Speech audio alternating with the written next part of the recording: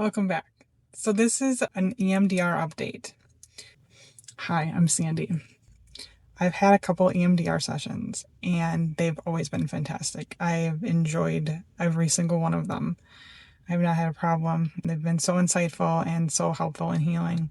The reason for the update, I want to give you a little bit of backstory first. So in EMDR, you pick a target, like a target situation.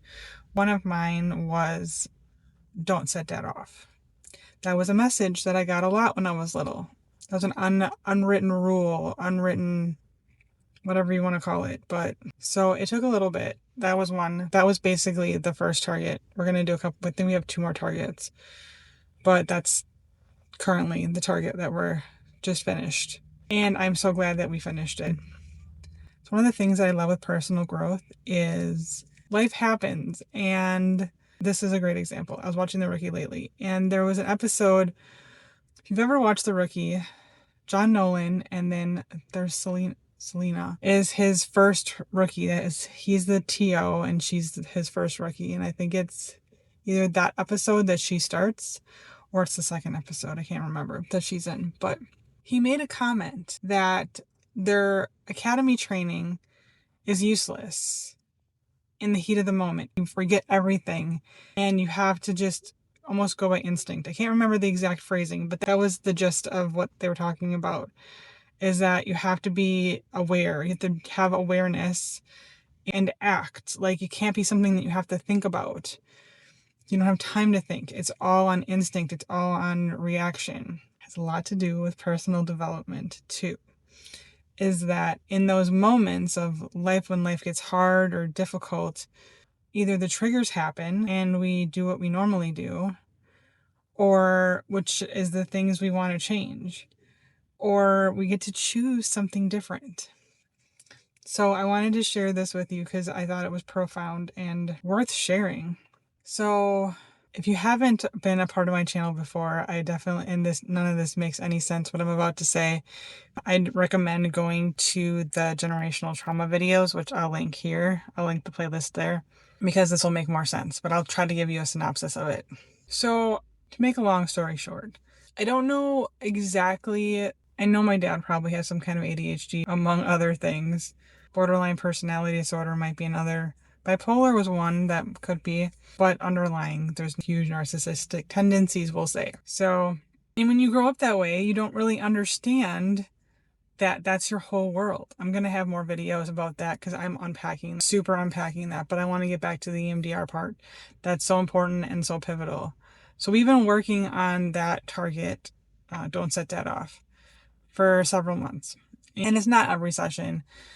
We'd have some talking sessions too, but that's been the main target. And I want to preface the fact that this is not going to all happen for you immediately. These are different steps. I've had different steps where I've had to confront my dad on my boundaries and being like, this is as far as I'm going to go.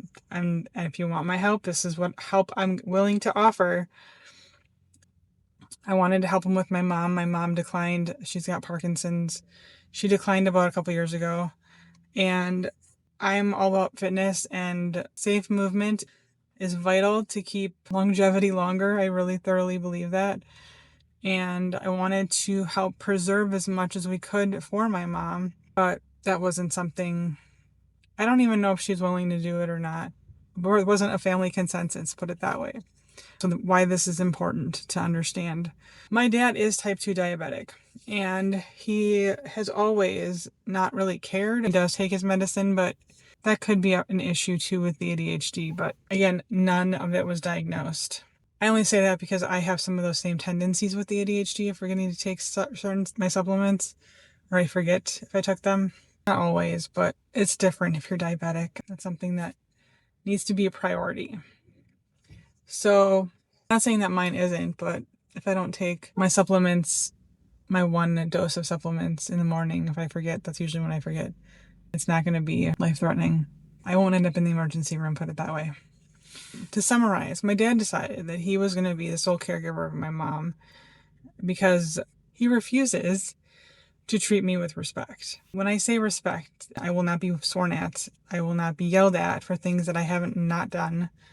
that were never my responsibility in the first place. So that's the synopsis. Well, long story short, my dad had one of his episodes. I call it an episode because I don't know how else to explain it. And he called me to come help him. He was already swearing at me and being angry at me, but I wanted to go help my mom if he needed to go to the hospital, because usually when he's having an episode, he needs to go to the hospital. Well, I also got smart and I wanted a police report. So I called the police, called the non-emergency number, and I called for a welfare check on my dad. Mind you, the best part and why the EMDR is important in this story is the fact that my mom's technically on hospice. So by the time I got to my parents' house, the policeman already had called the ambulance to have my dad taken away because he needed to go to the hospital to get his blood sugar figured out. And then I went there to figure out what to do with my mom. So my sister and I figured that out. Well, there was a miscommunication the next day because my mom's on hospice. There's a social worker with that. I didn't know exactly. It might have been the day after. I wanted to get my mom settled first. And I figured my dad was in the hospital, and usually he doesn't stay there usually long, and usually he leaves against medical advice. So that's what usually happens. But this wasn't a usual day. The historic windstorm where I live happened the same day, hours before my dad called me. Really bizarre. I will show some pictures of all the trees that have been knocked over all over the place. I'll show some here. It was an epic thing, and I've always believed that it was going to take an act of God for this crazy situation with my parents to get sorted out, which is another reason why I wanted a police report, because I've called for checking my dad before, and he's always missed her. Oh, she's just being dramatic. It's just a family issue. I don't know why she had to call you. Oh my goodness. He's all sugar and spice. Nothing happened, and I'm the dramatic one, which is why I called the police officer too. And the one road to get to my parents' house, there was a tree on it to go that I drove the other way home. So I knew that road was kind of impassable. So that's another reason why I called the police. But the point of the EMDR was, first of all, to be able to not just do what my dad said, to do what he asked. I sent him help. He did get help. I just didn't have to be the one that did it. The situation with my brother and this whole mess was, I was told by the social worker, or at least that's what I understood, was that my dad was already either going or going to be at a nursing home. She didn't know what, because she's not necessarily in charge of him, but he was the power of attorney over my mom. So they would have had to have known where he was a little bit, but I never followed through. I never followed up with the hospital to find out where he was. There's other things to that, but that's the gist of that. I knew where my mom was. I knew how that much I had taken care of. So my parents' house was sitting empty. And let's just say they're not necessarily a fan of walking it. We live in a very small town, so that's not necessarily unheard of, but it makes me nervous. And my dad usually bounces back within 2 days, but he's getting older, and sometimes I'm assuming his bounce is going to stop pretty soon. You don't mess with diabetes. That's just one of the things you just don't mess with. So I was under the impression that he was in a neighboring city at a nursing home, and my mom was in a different neighboring city in a different nursing home, because that's how, I guess, they're hard to get into. So that was my understanding. So I didn't know how bad my dad was, and I wasn't ready to find out, put it that way. So my brother has been in charge of what my parents are doing, I guess, because he's the only one that wants to follow this insanity. I do not. My brother also happens to be on a cruise with my son. Hot mess. It's just a hot mess. So I just wanted to know if he had my dad's credit card information so we could board their dog, my parents' dog, and if he didn't know where the keys were to lock the house, so that I could have money to go buy a new lock to lock the house. It's a long story and why that would be an issue, because that's the only door that they can get out. They can get out the patio. But let's just say there's no other door that I can safely walk to lock the house any other way. So just wanted to preface that. That is the only operational door. Safely operational door. Hoarder level. We're just going to call it hoarder level. Just in safety wise. There's hoarder issues in exits. And I just wanted to make sure the house was locked, because I didn't know when anybody was coming back, and my brother was on a cruise. So I didn't want the house sitting unoccupied and unlocked without anybody necessarily supervising it. Let's just say my brother did not text me great things. They were quite hurtful. But in those moments when they were hurtful, and here's the coolest part, and I didn't get it right away. It wasn't until later that I figured it out. So I chose to respond better.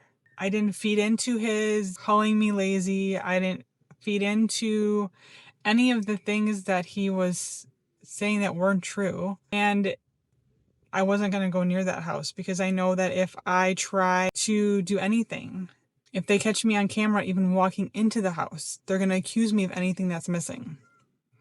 So I'm like, you don't want my help. There's a deal with the dog. I'm allergic to dogs. I can't deal with the dog. I'm allergic. Thankfully, my sister and my ex figured out the dog situation. We were just trying to get the things done that we noticed that needed immediate attention. At least to me, locking a house is important and needs immediate attention, and taking care of a dog is immediate attention. So it didn't end well. It was hard. The conversation was very hard. But I chose to not stoop to that level. I chose that. Here is the reason why this has to do with EMDR. I grew up always feeling like it was my fault. Now I understand that I felt that way because my dad always told me it was my fault. Even though the things that I never did, that were never my fault, that I had nothing to do with, the coolest part and why that target has been eliminated, not once in this whole mess did I ever think that it was my fault. I didn't even have a half a second. I never even thought I could have, maybe if I said a different word, it never came up, not once. I knew it was my brother's problem. I just wanted to help, and the help that I was willing to give, he didn't want. So that is so freeing. If you ever thought that everything was your fault or felt like everything was your fault, it may be because somebody told you that when you were little a lot, and you never understood and you just took it in. I have to say, and the fear behind a lot of this is gone a lot too. It's still not great, and there's still sadness and grief, but oh my goodness, I gotta tell you, EMDR stuff is fantastic. When I realized, and I had words. I don't know if you've ever watched any of my other ones where I've mentioned that I don't have words. In that moment, my daughter had said something later in the day that she didn't mean anything by it. It was just like that last straw. After my brother was being mean to me all day, I told her I had a big feeling. I had really awesome words. And I asked her if she ever had a big feeling that was so, that it hurt, that it was just too much, that one other person said one other thing that was just too much. And she's like, yeah, that day when all this happened would have looked a lot different. And the repercussions of that day for my body would have been a lot different.